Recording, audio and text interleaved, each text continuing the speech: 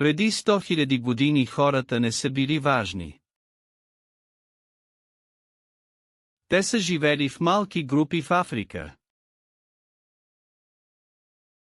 В света имало много по-силни животни като лъвове и слонове. Хората не са имали специални способности. Те са били малки и слаби в сравнение с другите животни. Мозъкът на човека е бил голям, но това не е помагало много. Хората са използвали прости инструменти от камък. Те не са могли да ловуват големи животни. Човекът е бил само един вид сред многото. Другите хора като неандерталците са били по-силни. Хората са ядели растения и малки животни. Ролята на човека в природата е била много малка.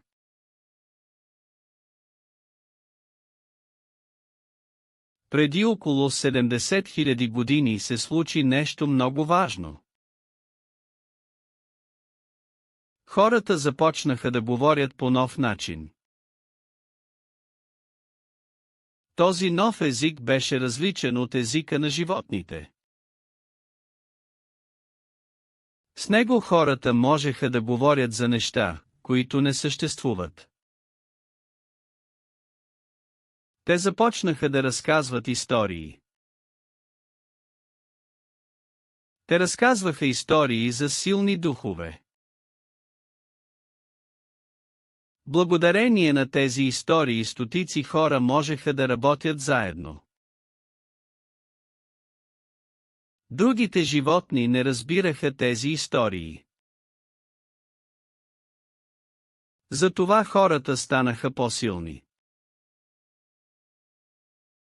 Хората започнаха да вярват в общи идеи като пари и закони. Тези идеи съществуваха само в умовете на хората.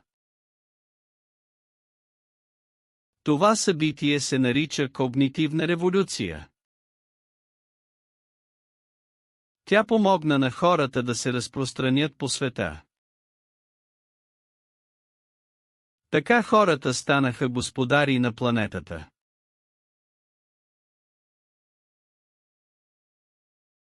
Адам и Ева се събудиха с изгрева на слънцето. Те бяха гладни и отидоха да търсят храна. Жените събраха плодове и ядки.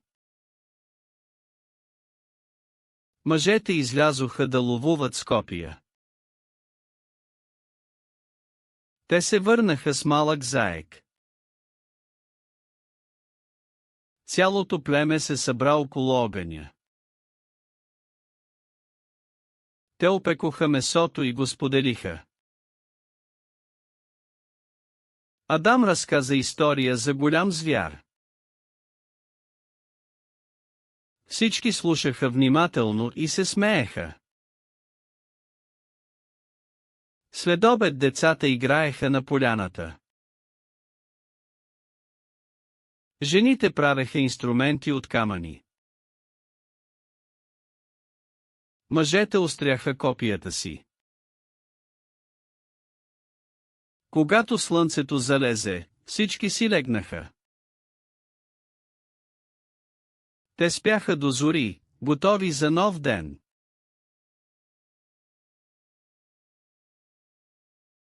Преди 50 000 години хората започнаха да напускат Африка. Те се разпространиха по целия свят много бързо. Когато хората пристигнаха на нови места, много големи животни изчезнаха. Учените наричат това събитие потопът. В Австралия преди 45 000 години изчезнаха всички големи торбести животни. В Америка преди 15 000 години изчезнаха мамутите и други гиганти. Някои хора мислят, че климатът е причинил това. Но много учени смятат, че ловът от хората е бил основната причина. Хората са били много умни и са използвали оръжия и стратегии. Големите животни не са били свикнали да се страхуват от хора. Те лесно ставали плячка. Така хората промениха природата на цели континенти.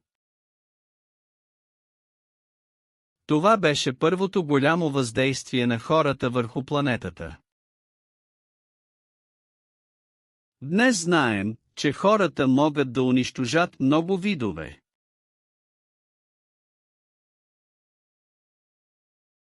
Преди земеделието хората живеели като ловци и събирачи. Преди около 10 000 години те започнали да отглеждат растения и животни. Това се нарича аграрна революция. Много хора смятат, че това е голям напредък. Но Ювал Ноа Харари казва, че това е най-голямата измама. Земеделците работели много повече от ловците и събирачите. Те ядели по-малко разнообразна храна. Често гладували, когато реколтата била лоша. Болестите станали по-чести, защото хората живеели на едно място. Ловците и събирачите имали повече свободно време.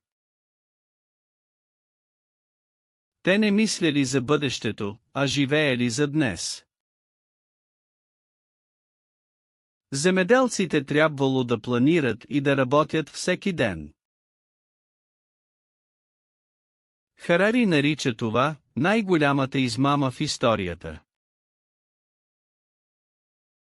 Той казва, че хората не станали по-щастливи. Земеделието дало повече храна, но и повече проблеми.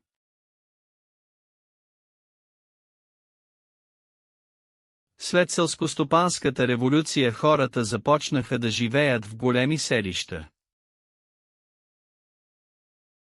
За да управляват тези общества, те създадоха писменост и сметки. Първите писмени знаци бяха прости рисунки за броене на стоки. Така се роди бюрокрацията, хора, които записват и организират информация. Тези общества вярваха в общи истории, които наричаме въображаеми порядки. Египетските пирамиди са пример за такъв ред, те са строени по общ план. Хиляди работници работиха заедно, за да построят тези големи структури.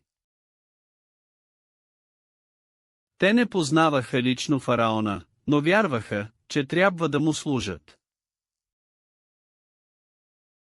Тази вяра беше възможна, защото всички споделяха една и съща история. С времето въображаемите порядки станаха по-сложни и включиха закони и пари. Парите са може би най-успешната въображаема история в историята. Те позволяват на хора, които не се познават, да търгуват и си сътрудничат. Благодарение на писмеността и парите хората изградиха огромни империи. Тези общи истории са ключът към разбирането на човешката цивилизация. Без тях не бихме могли да работим заедно в големи групи.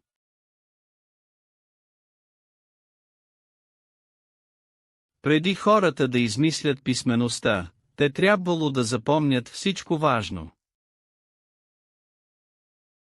Но човешкият мозък има ограничение.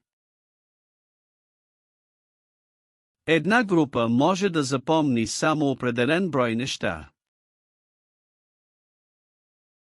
Когато обществото станало по-голямо, паметта вече не била достатъчна.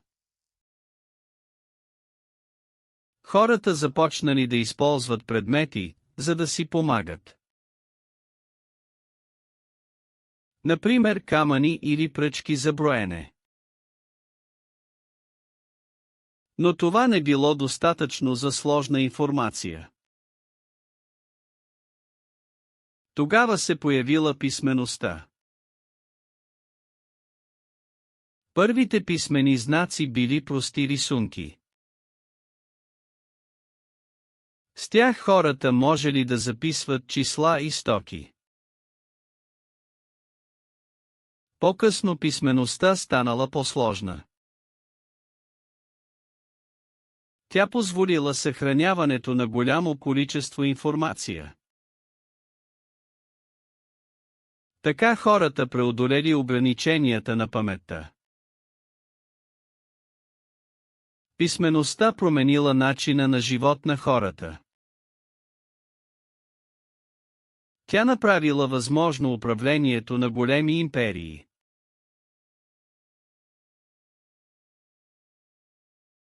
Много хора вярват, че историята е справедлива, но това не е вярно. Например, аграрната революция направи живота на повечето хора по-труден, а не по-добър. Империите и колониите често са създадени чрез несправедливост. Индустриалната революция доведе до големи неравенства между хората. Идеята, че историята има морална посока, е грешна. Различните култури се развиват по различен начин заради случайни събития. Късметът и географията са по-важни от справедливостта.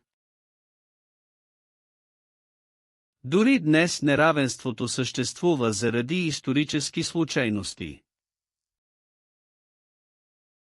Можем да научим, че прогресът не винаги е добър за всички. Разбирането на това ни помага да виждаме света реалистично. Няма скрит план в историята. Хората сами създадоха своите правила, които не винаги са справедливи. Победителите пишат историята, затова тя изглежда оправдана. Но историята е пълна със страдания и случайности. Не трябва да приемаме, че историята е справедлива.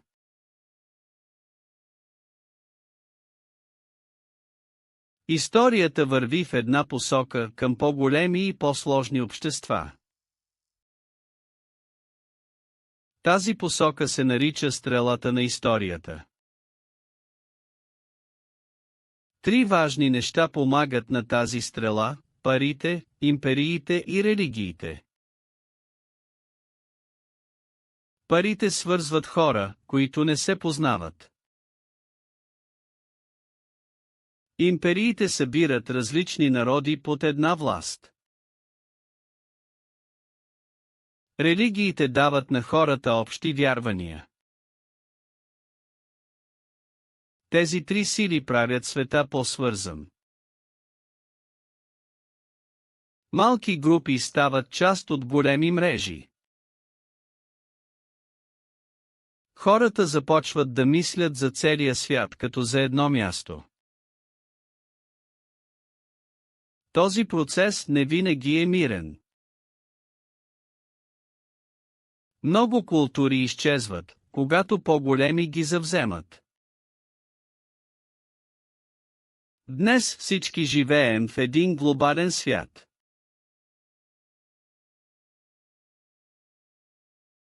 Парите са нещо, което всеки иска. Преди парите хората разменяха неща директно.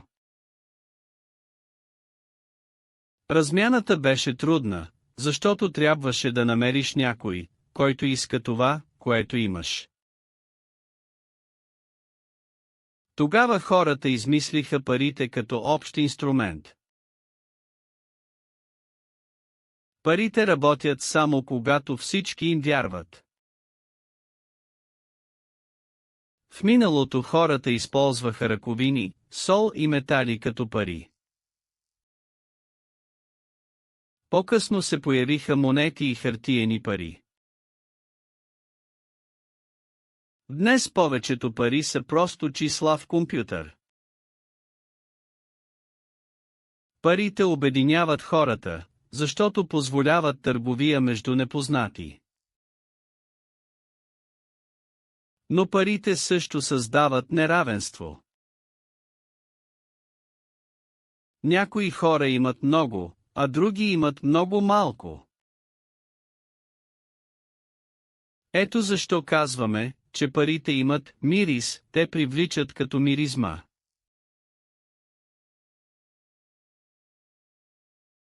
Империите се появяват, когато една група хора завладее много различни народи. Тези империи искат да обединят хората под едно управление.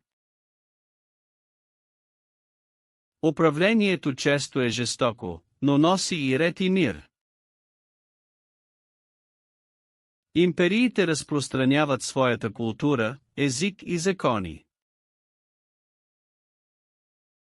Понякога хората приемат тези нови неща, защото те дават повече възможности. Големите империи като римската и китайската създават дълготрайни системи. Имперските визии включват идеята за универсален ред. Всички хора трябва да следват един и същ закон, според империята. Но завладените народи губят своята свобода и идентичност. Империите понякога са добри за търговията и технологиите. Войните между империите са чести и причиняват много страдания. Днес вече няма големи империи, но тяхното влияние остава.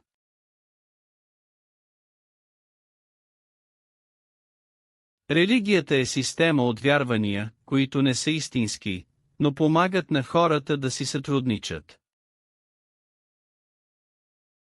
Всички големи религии казват, че има свръхестествени сили, които създават правила. Тези правила обединяват милиони непознати хора. Например, християнството и ислямът учат, че всички хора са равни пред Бог. Тази идея помага за създаването на големи общества. Религиите често използват истории, за да обяснят света. Тези истории не са научно верни, но са полезни. Хората започват да вярват в тези общи разкази и така се обединяват. Религията също дава морални правила за поведение. Тези правила казват какво е добро и какво е лошо. Древните религии често се покланят на богове като слънцето или реката. По-късно се появяват монотеистични религии с един бог. Те твърдят, че техният бог е единственият истински. Така религията става важен инструмент за управление и контрол. Например, в Древен Рим императорите се обявяват за богове.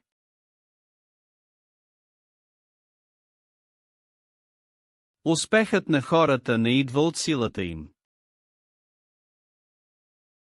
Тайната е в способността ни да си сътрудничим в големи групи. Други животни също си сътрудничат, но само в малки групи.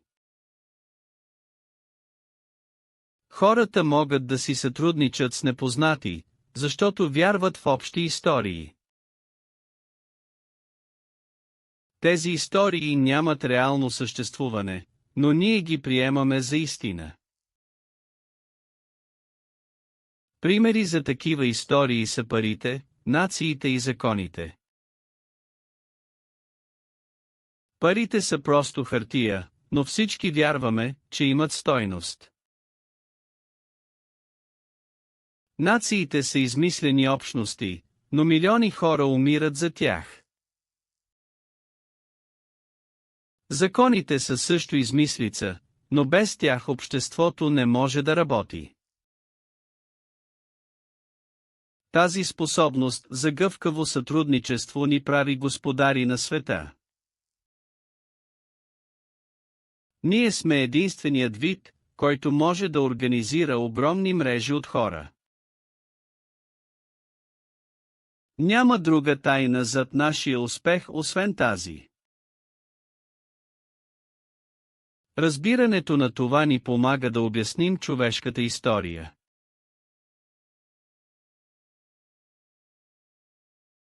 Преди научната революция хората вярвали, че знаят всичко важно.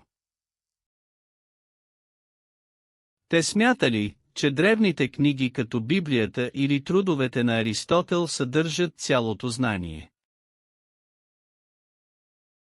Ако имали въпрос, те търсили отговора в тези стари текстове.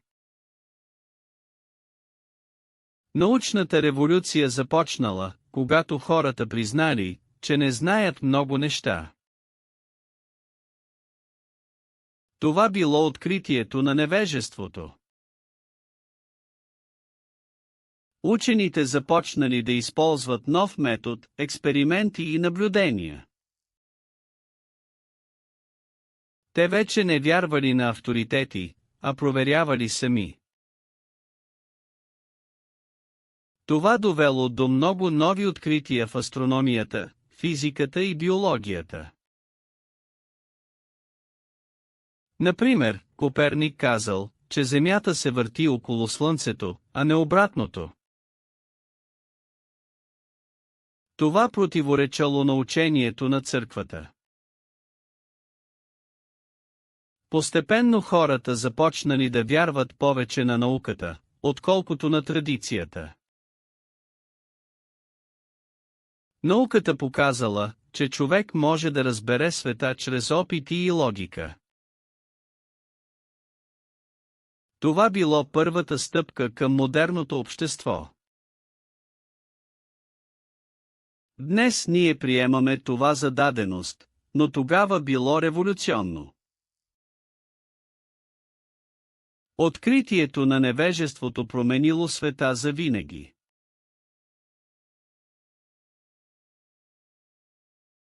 Науката и империите започнаха да работят заедно през 15 век. Европейските империи използваха науката, за да откриват нови земи. Учените пътуваха с кораби, за да изучават нови растения и животни. Информацията помагаше на европейците да се ориентират и да завладяват. Много научни експедиции бяха финансирани от правителства. Тези експедиции донасяха полезна информация за света. Тази информация помогна да се подобрят картите и корабите. Науката даде на империите нови оръжия като пушки. Империите дадоха на учените достъп до нови места. В замяна учените помогнаха да се оправдае колониализмът. Те твърдяха, че европейците са понапреднали. Този брак между наука и империя промени света. Той помогна на Европа да доминира на планетата. Но също така причини страдания за много хора.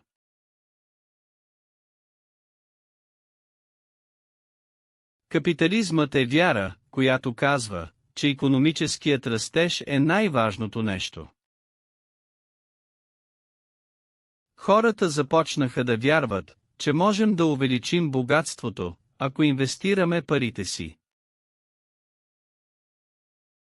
Преди капитализма хората мислеха, че богатството е ограничено. Новата идея беше, че можем да създадем повече пари чрез кредит и инвестиции. Когато някой вземе кредит, той обещава да върне парите с печалба. Това доверие позволи на хората да строят фабрики и да купуват нови машини. Европейските страни използваха капитализма, за да финансират колониалните си империи. Те създадоха компании като Холандската източноиндийска компания, които продаваха акции. Акциите дадоха възможност на много хора да инвестират и да споделят риска. Така капитализмът помогна за бърз икономически растеж по целия свят. Но капитализмът също създаде неравенство, защото богатите станаха още по-богати. Днес почти всички общества вярват в капиталистическата вяра, че растежът е добър.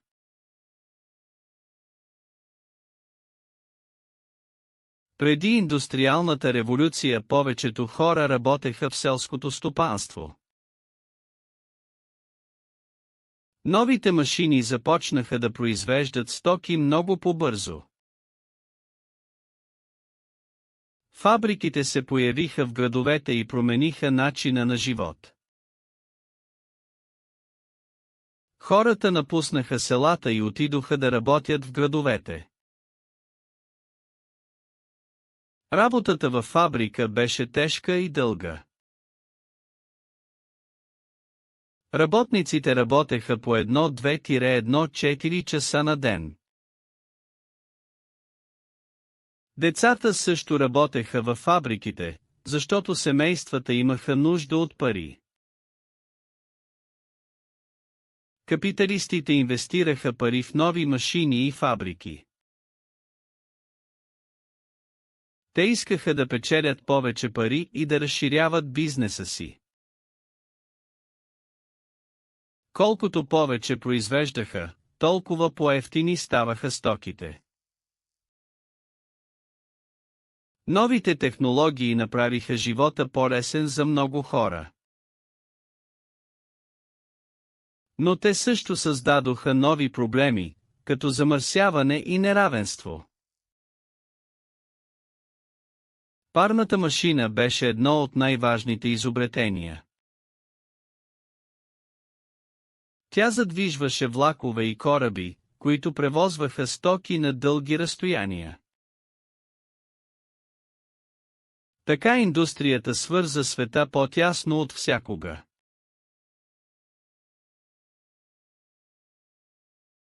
Научната революция започна преди около 500 години. Преди това хората мислеха, че знаят всичко важно. Революцията започна, когато хората признаха, че не знаят много неща.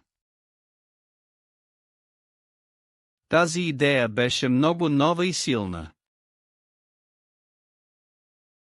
Науката, империята и капитализмът започнаха да работят заедно. Заедно те създадоха цикъл на растеж и промяна. Този цикъл продължава и днес без спиране. Всяко ново откритие води до нови въпроси. Старите отговори никога не са окончателни. Ето защо революцията е постоянна. Съвременният живот се променя по-бързо от всякога. Технологиите и науката влияят на ежедневието ни. Никога не можем да сме сигурни какво ще донесе бъдещето. Но тази постоянна промяна носи и нови възможности.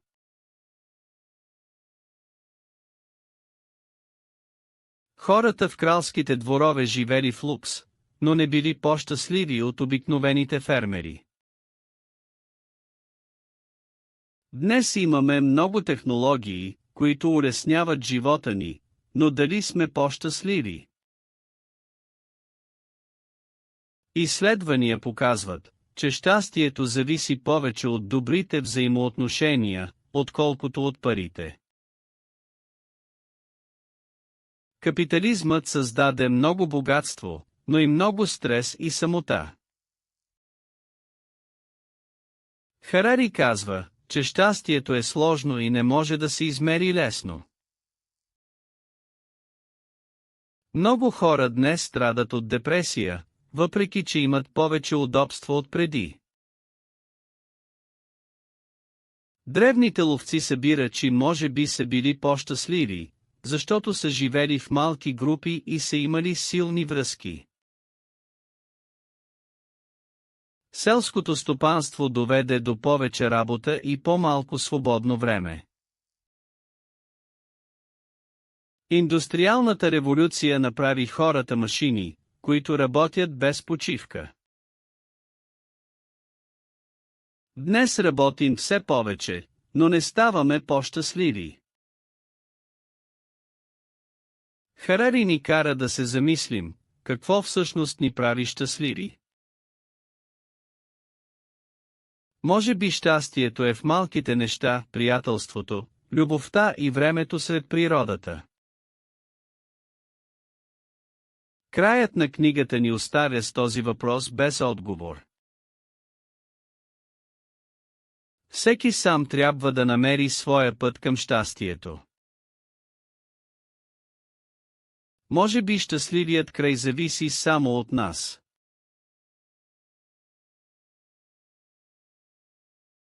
Хората започват да променят себе си с технологии.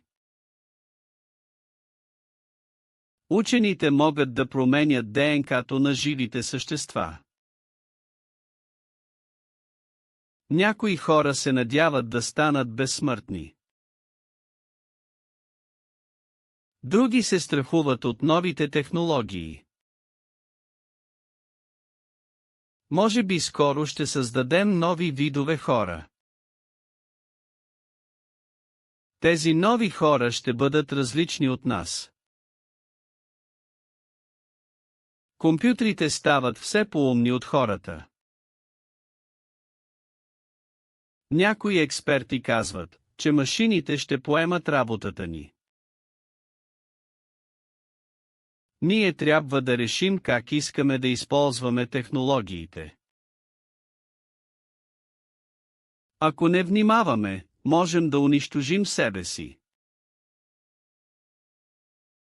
Бъдещето на човечеството е несигурно. Книгата завършва с въпрос: какво ще стане с нас?